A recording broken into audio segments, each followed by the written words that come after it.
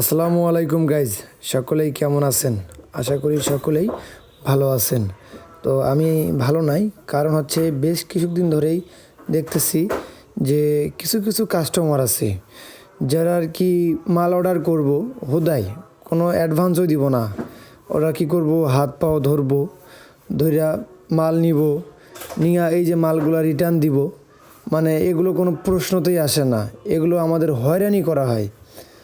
তো এই মালগুলা কে নিছিল তা স্ক্রিনের সামনে তুলে ধরলাম। তো এনার আইডি হলো এটা।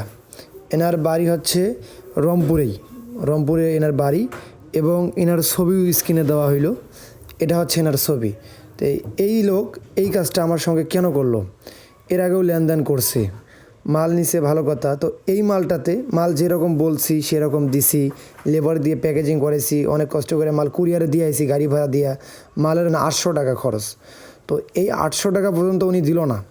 কুরিয়ার যে মালটা রিটার্ন আসলো, রিটার্নের টাকাও দিল না এবং মালটাও উঠালো না। এবং করছে কি, গ্রুপেও পোস্ট করছে যে এই মালগুলো বিক্রি হবে, মানে আমার মাল নাই উঠাইতে কুরিয়ারেই পড়ে আছে, আমার মাল না নিয়ে রিসিভ করে উনি আবার গ্রুপে সেল পোস্ট দিছে। তো কেন? আপনি যদি বিক্রি করেন তাহলে মালটা রিসিভ করেন, রিসিভ করে তারপরে আপনি মালটা বিক্রি করেন। এই কাজগুলো উনি কেন করলো একটু জানাবেন আপনারা। এই কাজটা উনি আমার সঙ্গে ভালো করছে না খারাপ করছে? তো এই কাজগুলা মূলত কারা করে? যারা এরকম বাটপার, এরকম চিটারগিরি করে, অন্যদের চায় যে ওনার টাকা লস হোক, ব্যবসায়ী লস হোক, মূলত খারাপ উদ্দেশ্যের জন্যই চায়, কেউ কিন্তু ভালোর জন্য চায় না। তো গাইজ, আপনারা একটু দেখবেন, এই বিষয়গুলো দেখবেন।